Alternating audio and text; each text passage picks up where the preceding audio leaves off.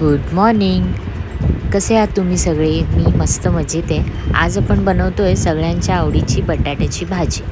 तर सकाळीच मी टिफिनसाठी ही भाजी बनवते. त्यासाठी मी जवळजवळ अर्धा किलो बटाटे उकडून घेतले.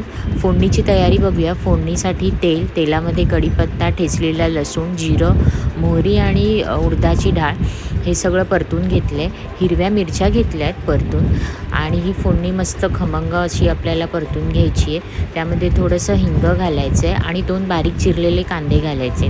कांदे आपल्याला लालसर रंगावर व्यवस्थितपणे परतून घ्यायचे आहेत. कांदे व्यवस्थित परतण्यासाठी आणि कांदा लवकर शिजण्यासाठी मी थोडंसं मीठ कांद्यामध्ये घालून घेतलं आहे. कांदा सोनेरी रंगावर, लालसर रंगावर व्यवस्थित परतला की भाजीला चव पण छान येते.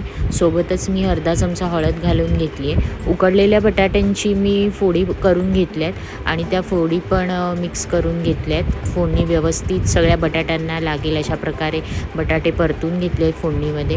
कसुरी मेथी घेतली आहे थोडीशी फ्लेवरसाठी, चुरून घेतली आहे मी आणि एक वाफ आपल्याला काढायची आहे भाजीला.